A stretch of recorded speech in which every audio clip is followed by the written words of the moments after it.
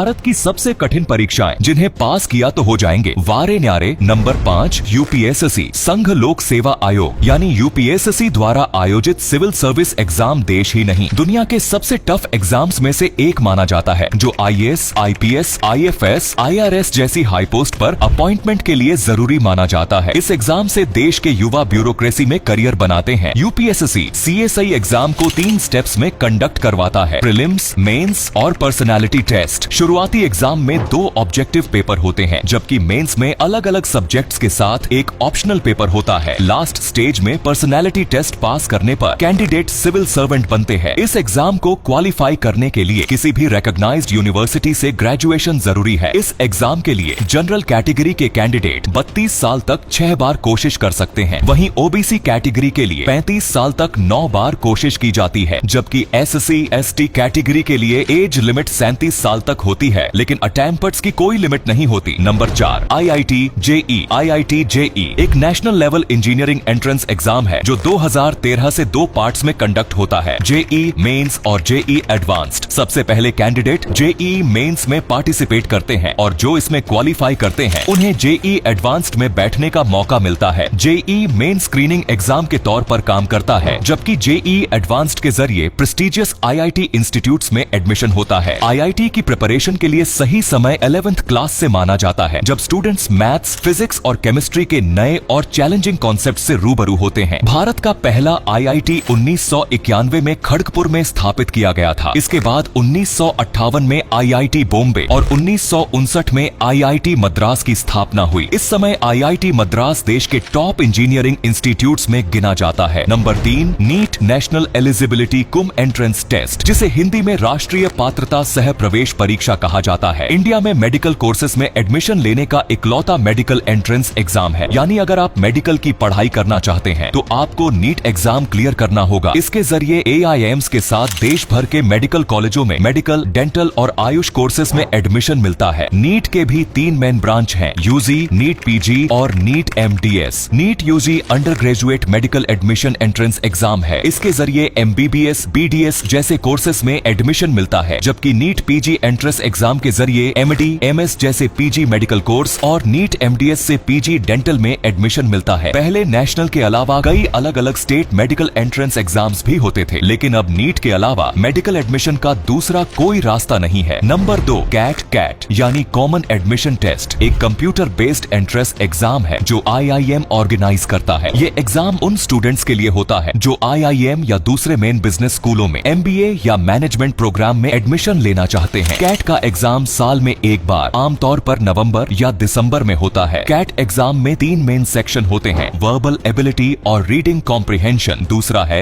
Data interpretation और logical reasoning, और तीसरा मेन सेक्शन क्यूए यानी क्वांटिटेटिव एप्टीट्यूड होता है। एग्जाम 2 घंटे का होता है, जिसमें हर सेक्शन के लिए 40 मिनट का समय मिलता है। इसमें एमसीक्यू और कुछ नॉन एमसीक्यू शामिल होते हैं। कैट में अच्छा स्कोर करने के लिए मैथ्स, लॉजिकल रीजनिंग और इंग्लिश पर मजबूत पकड़ होनी जरूरी है। कैट स्कोर आईआईएम के अलावा कई दूसरे बिजनेस स्कूलों में एडमिशन के लिए भी इस्तेमाल किया जाता है, इसलिए ये एग्जाम इंडिया के सबसे पॉपुलर और कम्पेटिटिव एग्जाम्स में से एक है, जिसमें हर साल लाखों स्टूडेंट्स शामिल होते हैं। नंबर 1 एनडीए यानी नेशनल डिफेंस एकेडमी एग्जाम भी इंडिया के टफेस्ट एग्जाम में शामिल किया जाता है। ये भारत के युवाओं के लिए सेना में करियर बनाने का मेन रास्ता है। ये एग्जाम भी यूपीएससी कंडक्ट करती है, जो इंडियन एयर फोर्स, नेवी और इंडियन आर्मी में ऑफिसर्स की ज्वाइनिंग के लिए होता है। एनडीए एग्जाम हर साल 2 बार एनडीए-आई और एनडीए-आई के रूप में ऑर्गेनाइज होता है। इस एग्जाम में शामिल होने के लिए कैंडिडेट को 12वीं पास होना चाहिए या 12वीं के लास्ट ईयर में होना चाहिए। साइंस के स्टूडेंट एयरफोर्स और नेवी में शामिल हो सकते हैं, जबकि किसी भी स्ट्रीम के स्टूडेंट आर्मी के लिए अप्लाई कर सकते हैं। वहीं इस एग्जाम के लिए कैंडिडेट्स की एज 16.5 साल से 19.5 साल के बीच होनी चाहिए। एग्जाम 2 स्टेप्स में कंडक्ट होता है। पहला है रिटन एग्जाम, जिसमें मैथ्स और जनरल एबिलिटी टेस्ट के एग्जाम होते हैं। इसके बाद कैंडिडेट्स को एसएसबी यानी सर्विसेज सिलेक्शन बोर्ड इंटरव्यू के लिए बुलाया जाता है, जहां उनकी मेंटल और फिजिकल एबिलिटी का इवैल्यूएशन होता है। एनडीए के जरिए से सेलेक्ट किए गए कैंडिडेट्स खड़कवासला पुणे स्थित नेशनल डिफेंस एकेडमी में 3 साल की ट्रेनिंग लेते हैं। इसके बाद उन्हें आर्मी, एयरफोर्स या नेवी की एकेडमी में भेजा जाता है, जहां उन्हें स्पेशल ट्रेनिंग दी जाती है। एनडीए एग्जाम पास करना एक प्राउड और चैलेंजिंग अचीवमेंट होता है। तो ये थी भारत की सबसे कठिन परीक्षा। वैसे आपको इनमें से सबसे कठिन परीक्षा कौन सी लगती है? कमेंट में जरूर बताओ। धन्यवाद।